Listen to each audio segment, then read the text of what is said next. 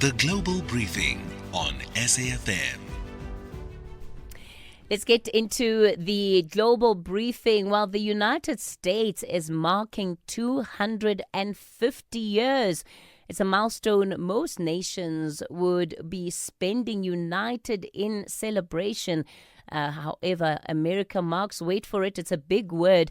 It's semi-quincentennial. I told myself I wasn't going to rush through it, Dr. Joan. Semi-quincentennial behind one of the largest domestic security operations in recent history.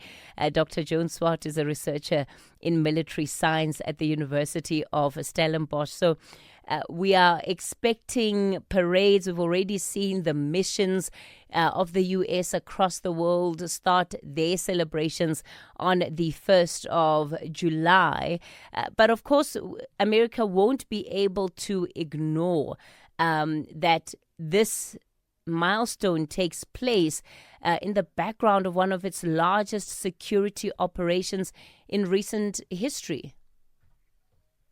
Yes, Cathy, good morning. It's great to be with you again. And believe me, I wouldn't have tried it that word either.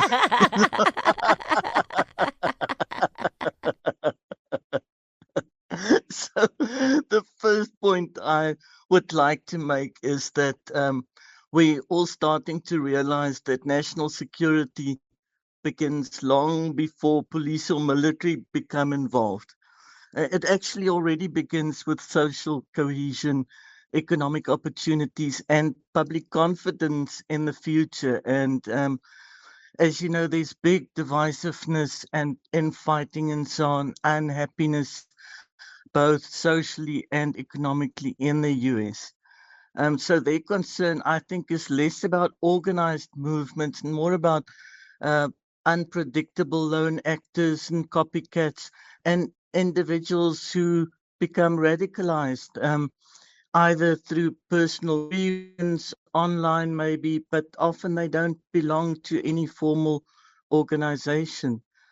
So we can ask what ultimately holds a nation together. And I think it depends on whether enough of its citizens continue to believe in a shared identity and a shared future. And that's exactly where things are going wrong in many places in the world.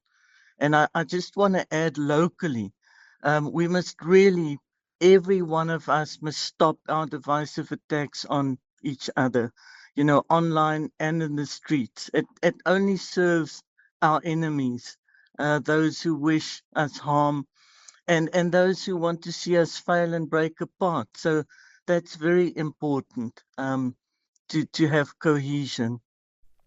Those are some really strong reflections, especially from a security context, Dr. Joan, and to think about how much of the world finds itself, where South Africa finds itself, how the story plays out is different. But yeah, I think you've raised something really important this morning.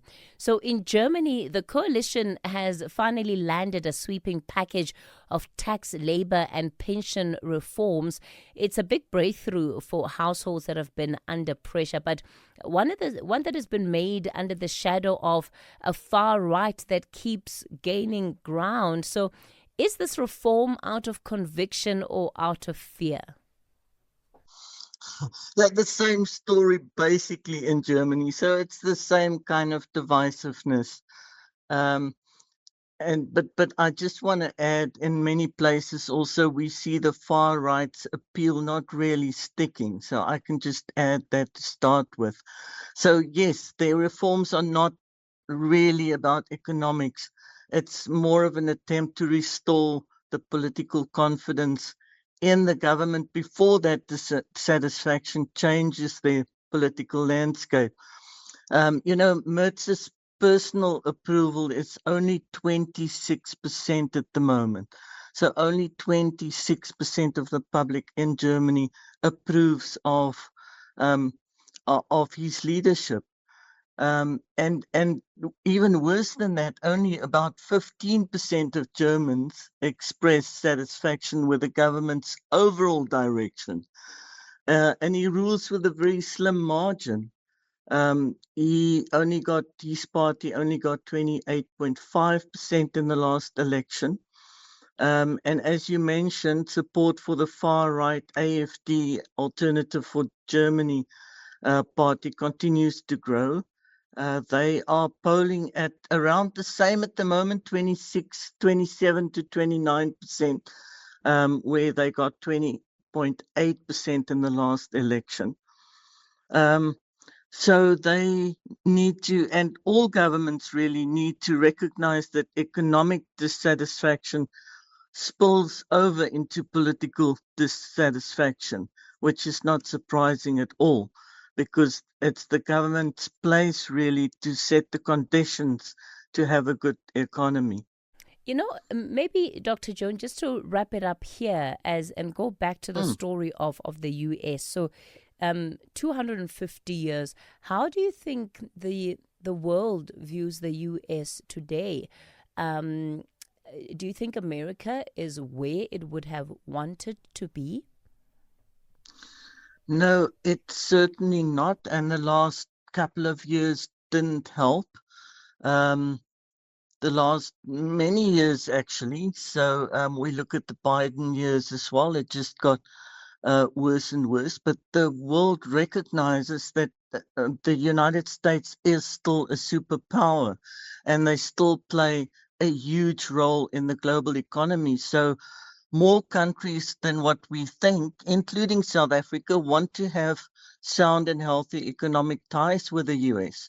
Although the world has shifted more into a multipolar type setup where we've got rising powers now in China, in Russia, and many argue in Iran as well. But the US still is a dominant player. Dr. Joan Swart, we're going to leave it there this morning. Thanks for your time.